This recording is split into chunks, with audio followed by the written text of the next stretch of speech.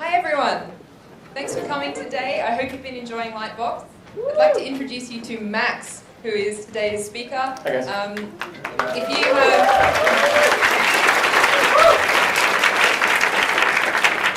If you have any on-topic questions while we're going through the talk today, feel free to put your hand up. Max is happy to have a Q&A thing going while we're doing the talk today, so enjoy. Hi guys. What an audience. This is such a cool room. So, Build Your Art with Characters, my talk. I want to focus on character design and storytelling in the service of an illustration such as the one you see here. This could apply to any piece of concept art or comic strip or like webcomic or whatever it is you feel like you want to make that's personal to you. I tend to do kind of like one-frame paintings that I try to pack in as much story into as possible. But your mileage may vary. Hopefully these notes are universally applicable and helpful. But again, like if we have questions, I'd love to take questions along the way. I'm happy to address whatever you guys think is most relevant. So, Build Your Art with Character. Let me give you a quick bio. I'm an illustrator, art director, sometime director, and a brush maker. If you guys know my Max brushes, I'm a Procreate diehard, and the brushes are something that I love to do to give back to the community. And it's just something that I've been blessed by you guys to have been given a career in, and it's been so lovely to meet you all and help give back to the community. Anyway, so I've been published in Coloring Without Borders, which is a book made to benefit the children stuck at the border, the horrible situation down there. All the proceeds go to Families Belong Together. Character Design Quarterly, Imagine Effects, Firestarter Magazine, which you guys have in your hands now, thankfully, which is such a cool thing to hold in your hand. And more to be announced soon. So I've been doing a lot of tutorials, hopefully more tutorials coming soon. What do I mean by character? Let's get to the point. I'm talking about kind of the how and the why. I'm talking about strong design, storytelling and personality, color and mark making. These are the things that I think make up the best kind of image. You don't have to necessarily include all these elements in every piece you do, but I think the more of these elements you can employ in your service, the better off you'll be. Telling stories is the highest goal. I think this is the crucial thing. We are artists, we are visual storytellers, this is our medium in which we tell stories. I think this is the goal we should always be employing as our ultimate goal. Obviously, if you're doing character design, you can do that out of context, you can do T-pose, kind of, whatever, line-up stuff and turntables and all the rest, but ultimately what we're trying to make in the grand scheme is storytelling. Let me talk about this piece. This is one of those that I think is kind of disarming. In terms of storytelling, there are a lot of motivated choices in this piece that you may feel but not realize that are there. But I want to show you my process on this, because I think this one gives you a good overall kind of casual look at what I'm talking about. But I think the idea is, I want to start with the idea. This is about concept. You might get all or part of this with a client brief, or you might just be creating your stuff from scratch, from your own brain. But I often discover an idea in the process of just sketching. Like what I love about Procreate, for example, is I'll just be at a cafe or on the couch or in any place that doesn't feel like work. I still do work at my desk, but I love the ability to just be wherever, and see where the process takes me. I want to show you this piece because this kind of came out of that. I do bar sketches and stuff too, and so a lot of these ideas are sort of just nuggets that I collect as I go through the world, and it's so fun to be able to bring that stuff back into my personal work. But however you start, you want to get to the question of why as soon as you can. Story and motivation and personality, relationships between characters, all that stuff's really important. And so I want to talk to you about this because this is kind of a cute piece that I think, like I said, may have more motivated choices than you realize. I'm going to let this play. Oh, there it goes. So you can see me kind of just doodling. I like the idea of an asymmetric relationship with these two. Like a friendly guy and kind of a gruff guy after work, and the guy is just oblivious, the guy on the left is oblivious to how much the guy on the right wants to be left alone. And I really love this relationship, it's really fun, but you can see it change as soon as he crunches up on him and the posture goes from the bottom left to the top right, that diagonal is really strong. and the composition is pushed way to the right. The guy on the right is kind of hiding in the shadows, and then you see that rim light is hostile. Red on the right, green is sort of like at this oblivious, happy tone. So this is kind of like, it just kind of it gives you notes into their personality in a way that I think is really useful. You can see the beer. In a minute, the guy on the right, his beer will be more frothy because he's drinking it faster to get over with this night. He just wants to go home and get away from this guy who doesn't respect his bubble. So there's a lot of choices in this that are like not immediately obvious. I think if you look at it, you could read the situation and get a lot of it, but I think there's a lot of choices I'm making that support the theme, and it's not bashing you over the head with it. I think it's important not to like be too obvious about it if you can, but it's one piece that I really enjoy for that purpose, because it's there's a lot of these choices that I make along the way that just kind of I find fun, and I think it's easy to employ. Those are easy choices. You can see where that came from. But you can see the poses kind of pushed it, and then that idea kind of just got its own momentum, right? Okay, so I want to talk about specificity. This is a topic I find really important that I don't see in everybody's work.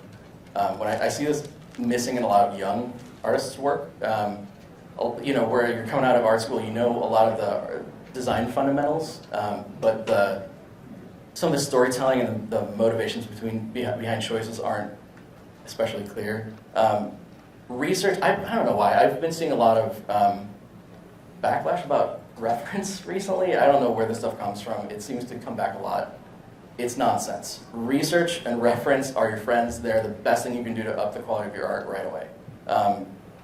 But reference primary sources. I see a lot of people referencing other artists. I think that's fine as you're learning. But as soon as you're making your own thing, I think you need to be referencing photography and not copying photos. It's fine to do studies, but like reference real locations, reference real dates, costuming, posing. It's going to be the best way for you to like add believability to your work. So make strong, educated choices. I think that is so important. Let me just catch up on my. Oh yeah, so I think young artists don't do enough research. We do reference polls at work, and we'll have an intern or a young artist, and we want to fold them into the process, and they'll be done in 30 minutes. And it's like they'll go on Pinterest, download 20 images, and be done.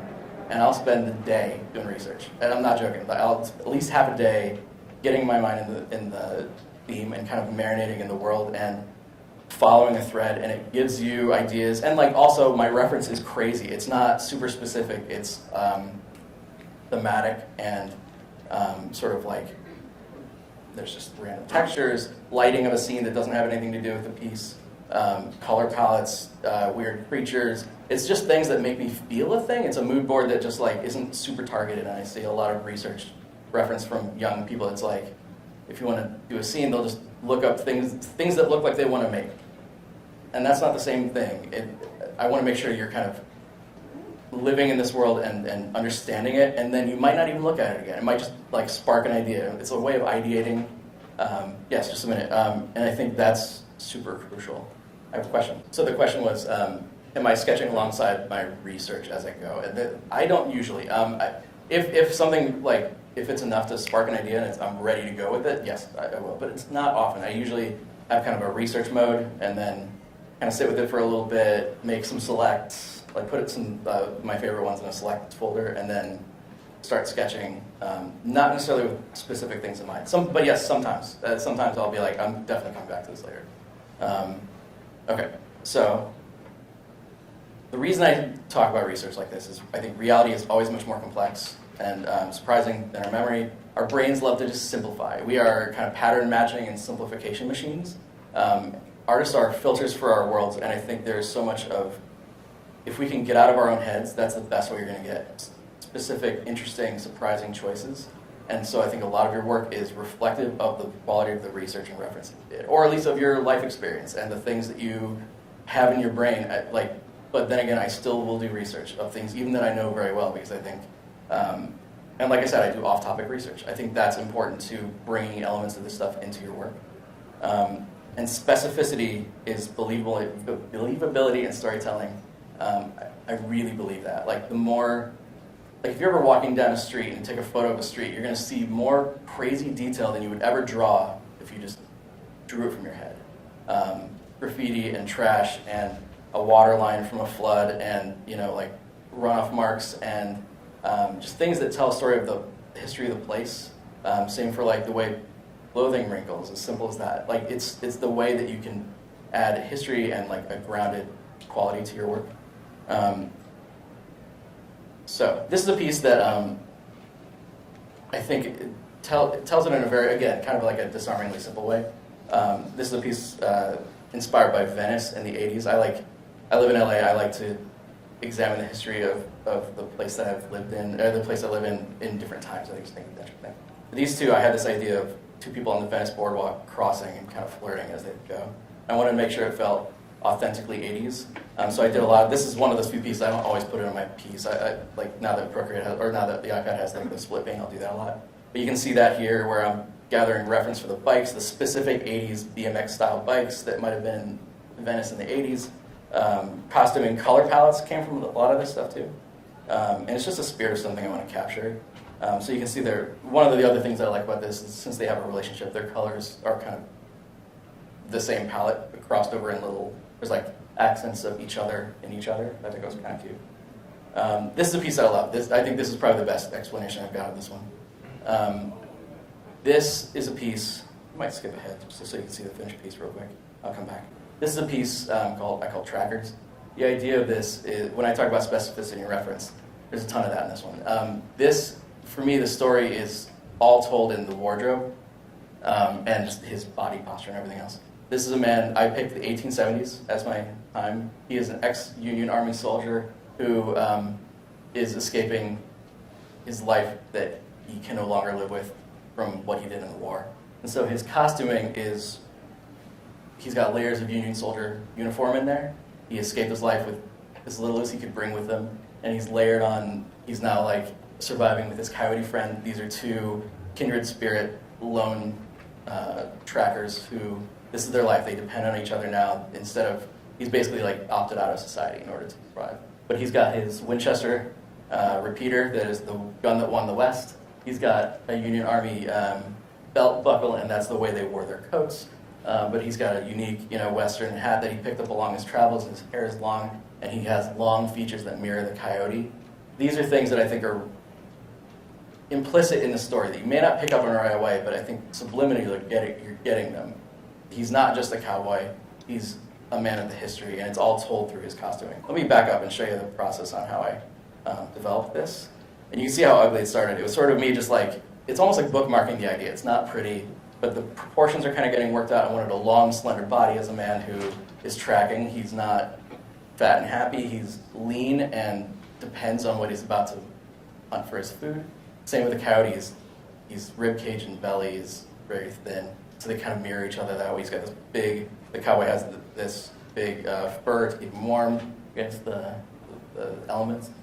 So the idea is there, but the specificity of him as a soldier came later. So I just wanted to do a cowboy thing, and I was like, this feels a little bit light, so I wanted to add more to it. So the first thing I did is I pushed his posture, skinnied him out. I like that kind of pelvis forward thing that makes him look hungry a little bit, and like a little bit loose and cool, and a little bit canine, I think.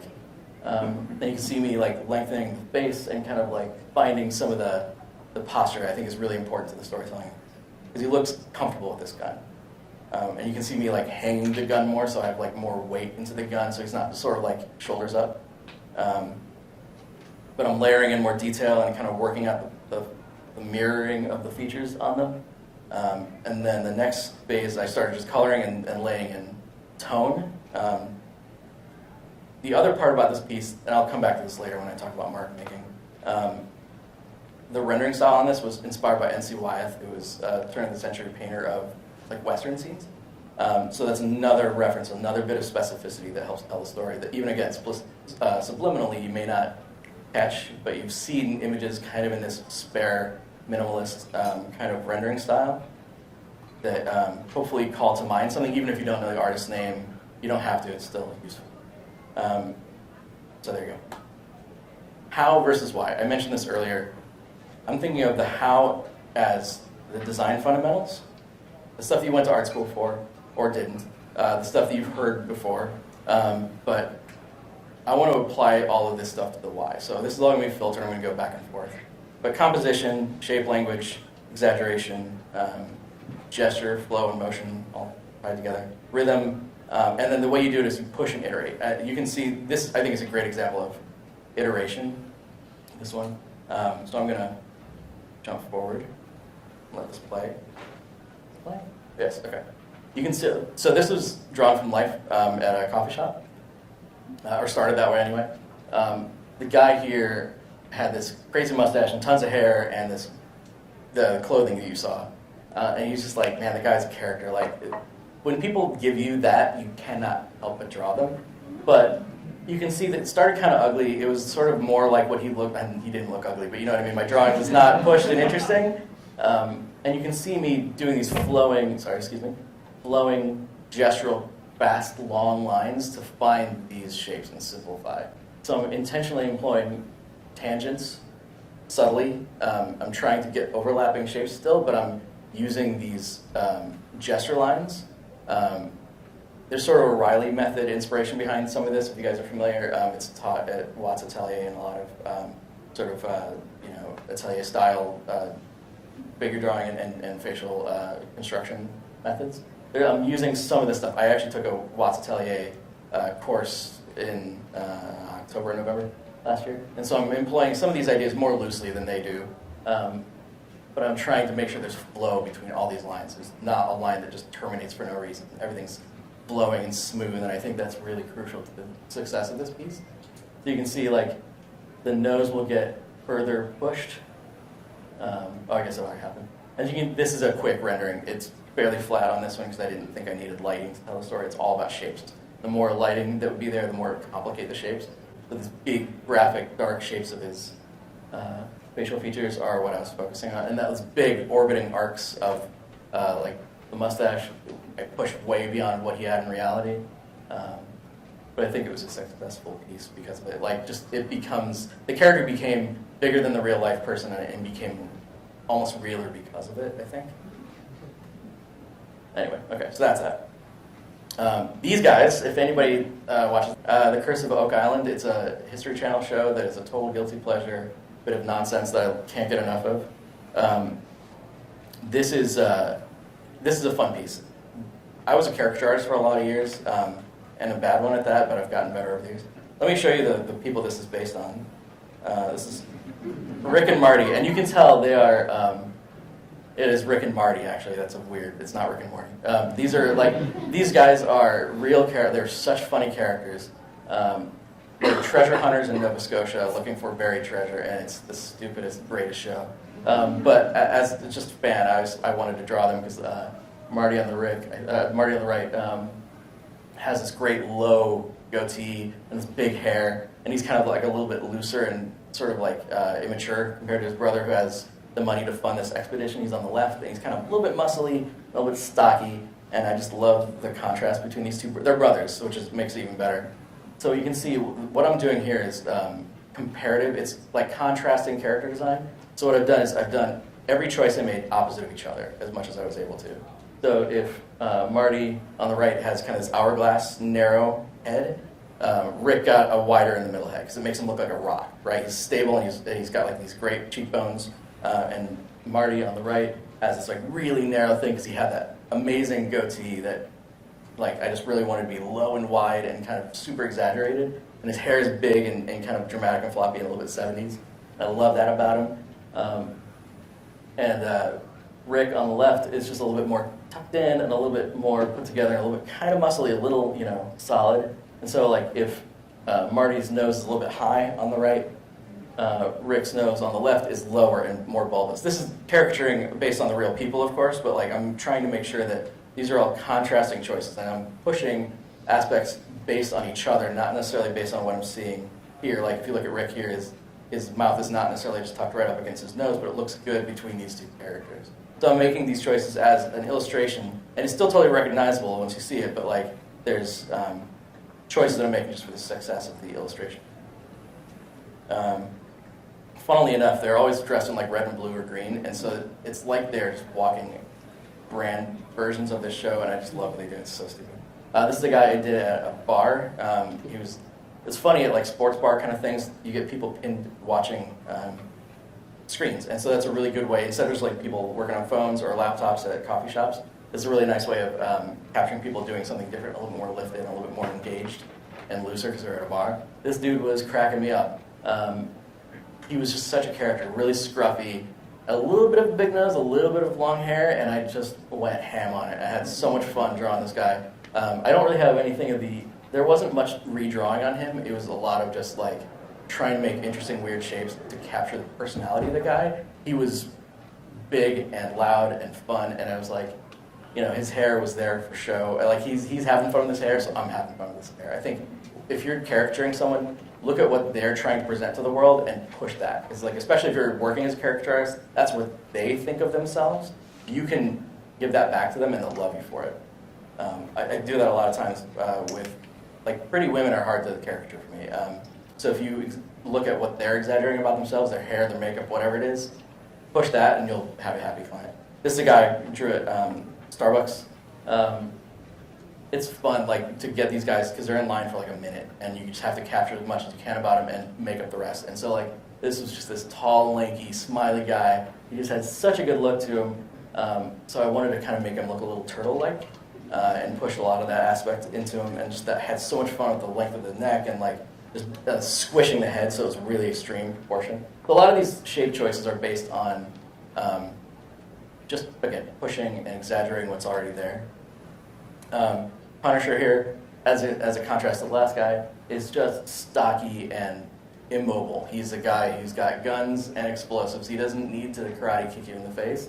That was the idea that I wanted to employ with him. And it just gives you cool, solid shapes. And I wanted to get someone who had almost no silhouette, basically just a wall of human. I thought it was really kind of fun.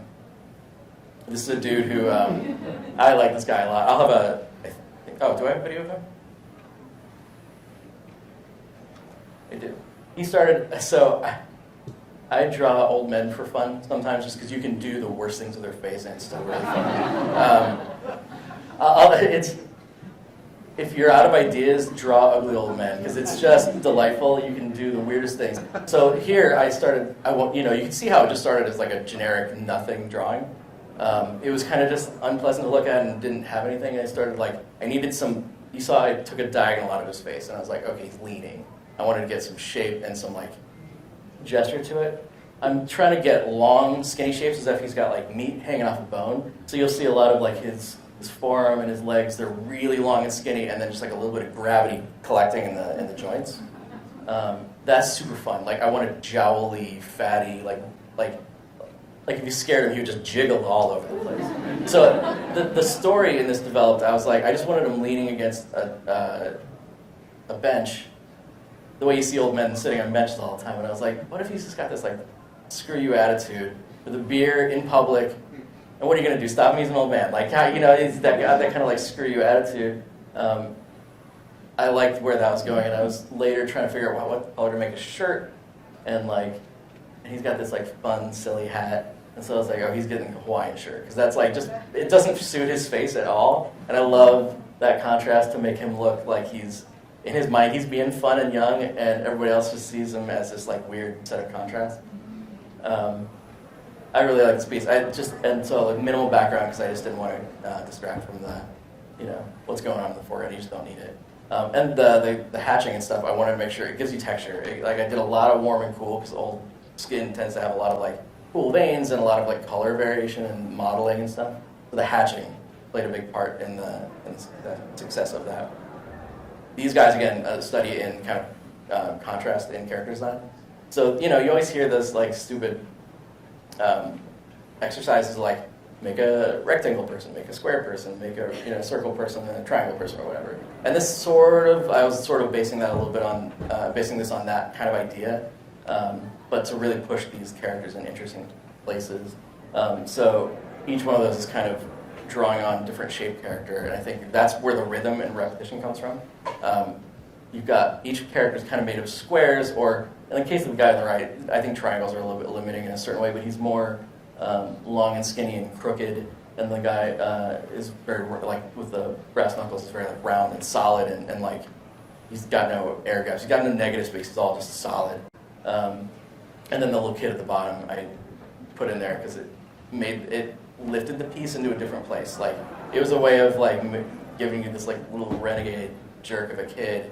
What is he doing with these people? I want to make a graphic novel of these people. I don't know what the story is, but I love these characters more than anything. I just think it'd be so fun.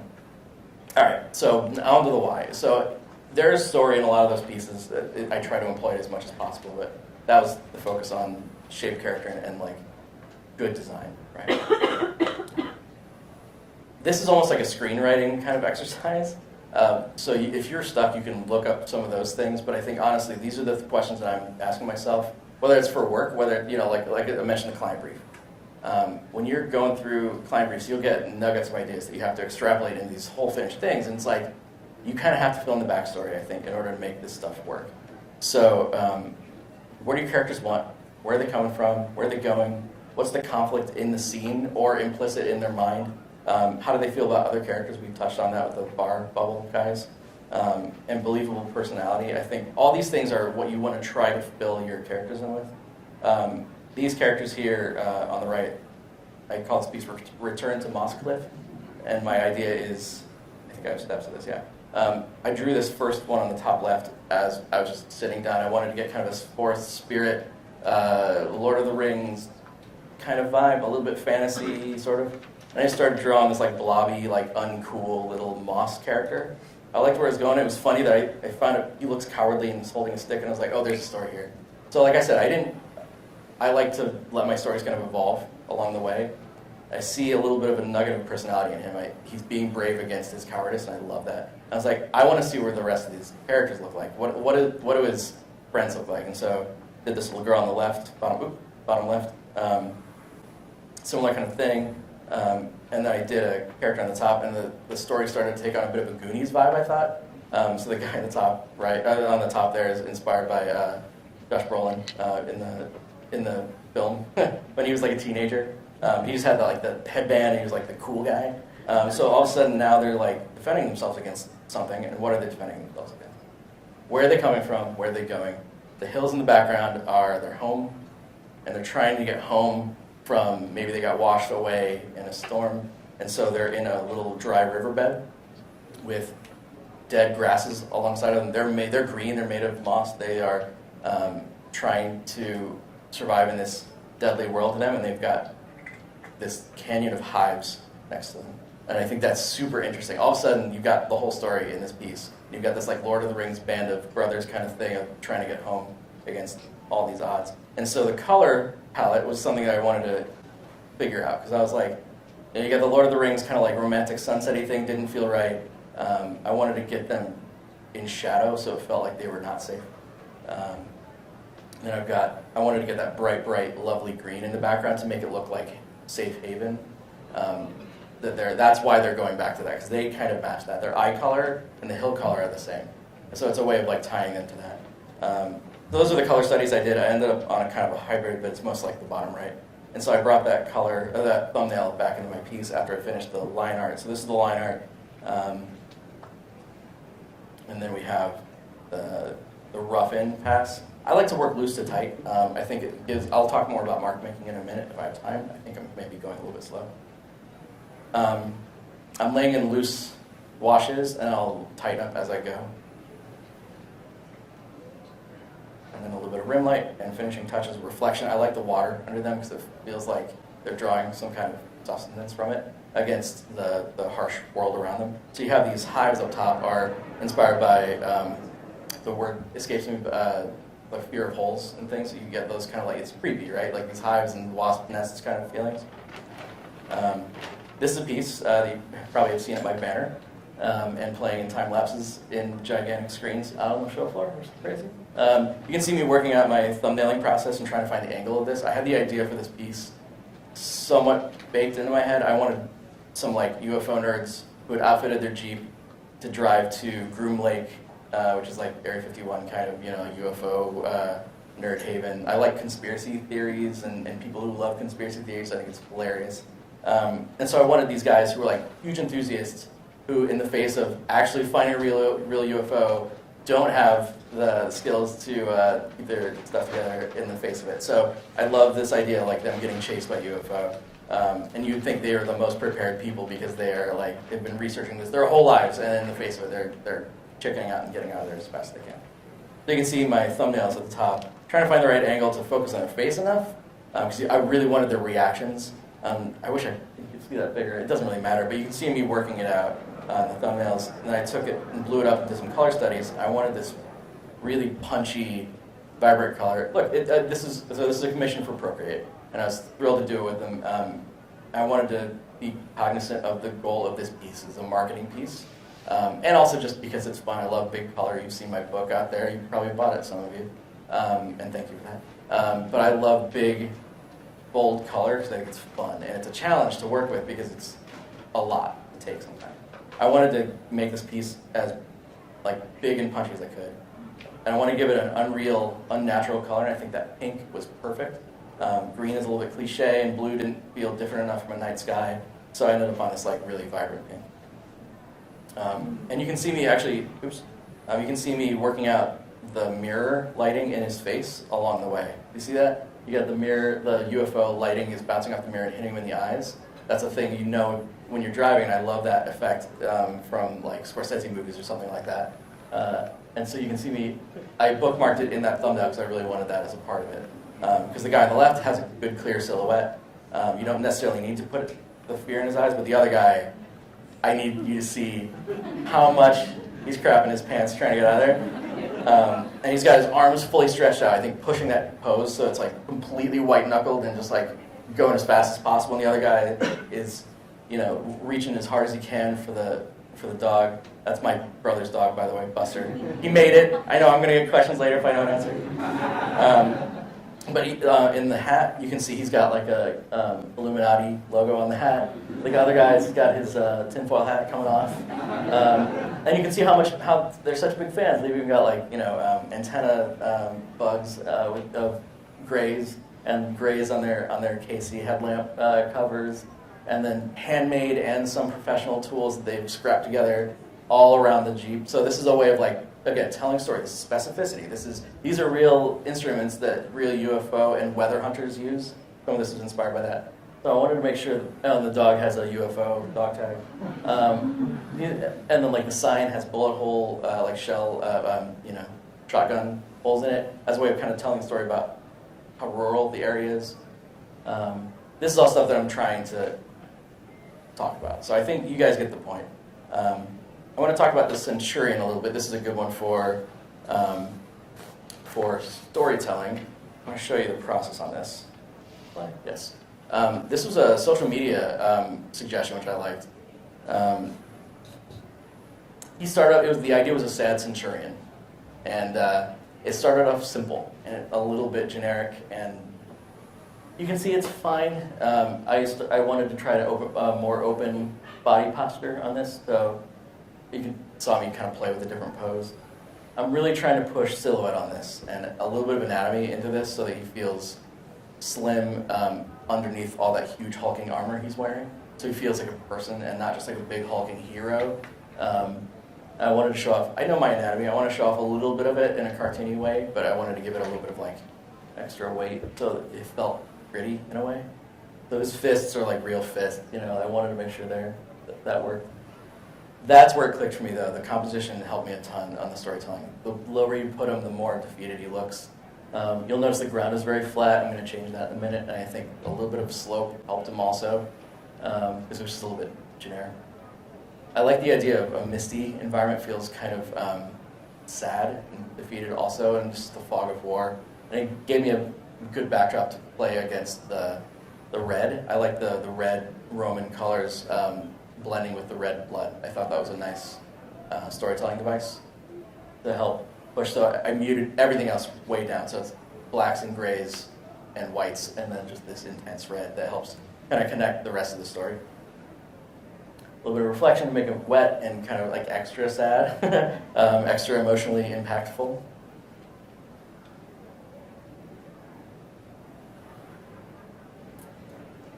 do some finishing touches. There it is. Color and lighting, I think this is a piece that I think is very successful with this. I wanted uncomfortable kind of complementary colors. This is a basic, 101 kind of exercise, but I think it's really effective in this case. Everybody tells you don't do a big red background, and I was like, you know what? You can't tell me what to do. So I want to try this and see how this goes and give myself a challenge. And I think it works. If you look at the colors, they're kind of like tree frog colors, like the poisonous tree frogs. Like, don't mess with this guy. I wanted the focus to be on his eyes and read that knife in his hand last. A lot of people don't notice the knife, and I like that because I want it to be an ordered read, as if he's hanging at the bar and kind of like social stealth. You can't tell he's an assassin unless you look closely. So he's been in a fight. He's got a little bandage on his chin. He's got dog-eared ears, or kind of beat-up ears. So he's a scrapper, and he's wearing gloves indoors, which is creepy. And then the knife. He's just got it out, so he's about to strike. He's waiting for his moment. I like that aspect of this. Remy this is my old dog, Remy. This is a 3-value study, basically. There's warm and cool to break it up, but it's basically 3 values. Remy was an American Eskimo, and when he got in the snow, he was like home. This is his place. And his eyes and nose, when he was in the snow, he was just like a little bowling ball icon. And I wanted to capture that. Remember that. That's a 3-value. The very grouped values is very important. So like you'll see, it's very, very simple in a value structure. This is too. This is also basically a 3-value piece. It's light, dark, and medium. And you've got the eyes are the brightest bright and the darkest dark right at their eyes. Tie them together as kind of like a warg situation almost is sort of kind of what I'm trying to play. But the eagle, the phoenix itself is light and dark. She is light and dark in a way that I wanted the colors to be kind of almost like muted reds and oranges, so it's not like nuclear colors. I wanted it to be like a controlled relationship, but it's on the edge of control. And then the background is just cool. It's funny, it's not even a cool color. It's a little bit warm, but it's relative color. So it's actually kind of like a very neutral red, but it works. And so I wanted there to be lost edges in this as well.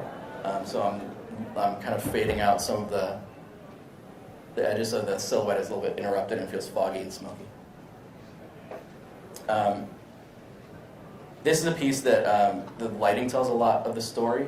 I wanted to get big primary colors because it feels childlike and fun and Halloween.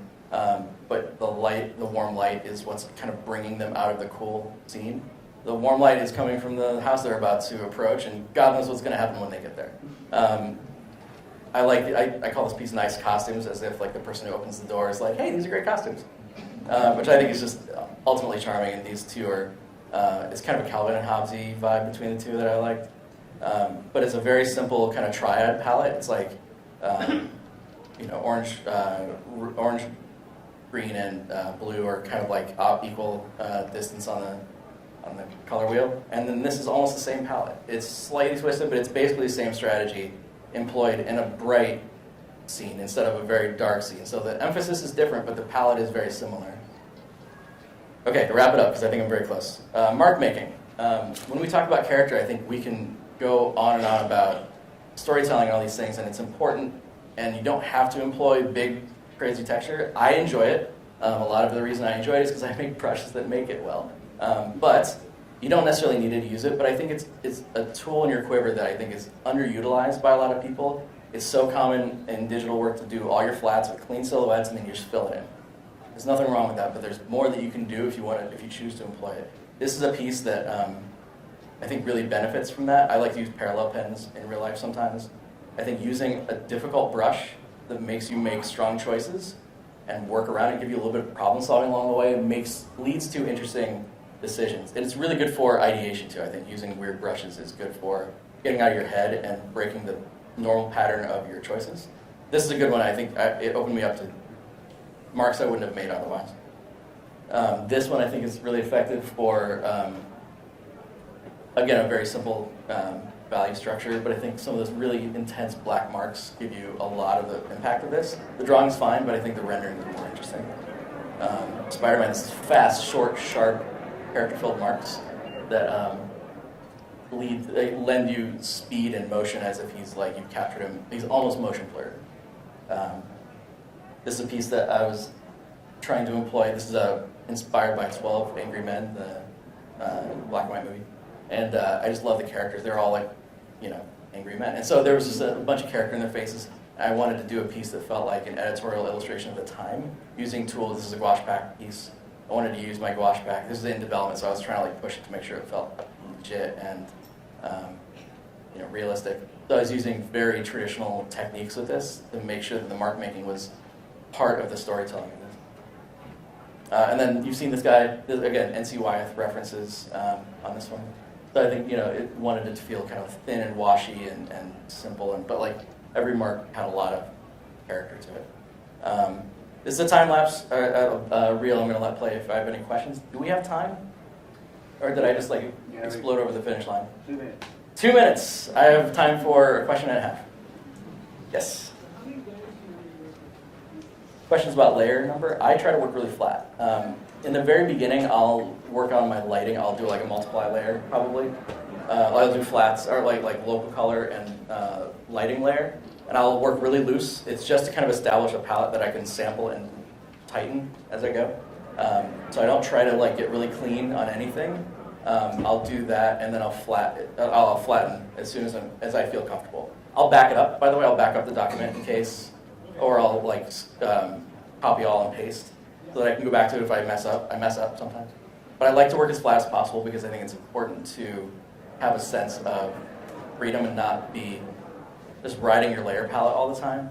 I think that takes me out of it. I want to be as intuitive and in the flow as possible. So that I try to work flat. Yeah. One more, I think maybe? Yes.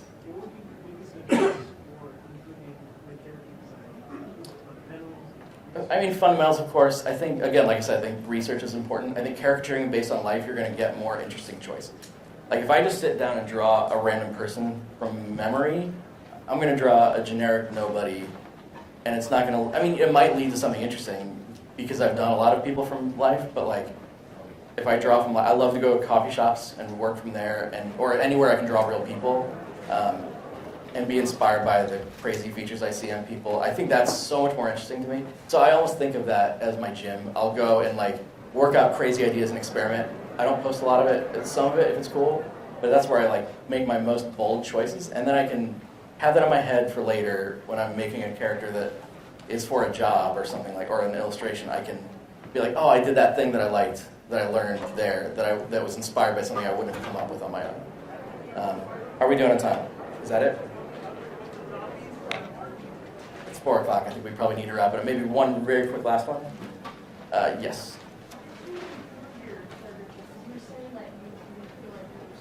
Yes. It's about improving on caricatures. Honestly, it's repetition. I do it a lot.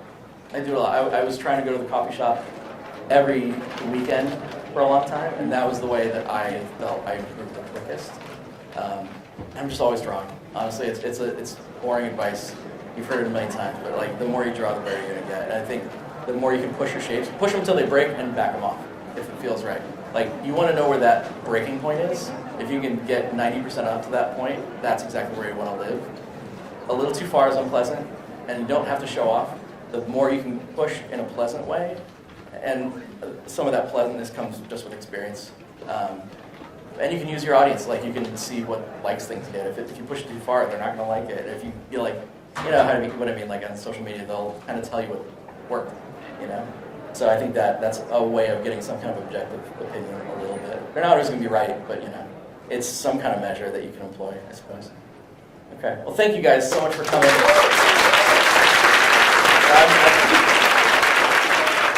I'm so happy you're here. Thank you so much.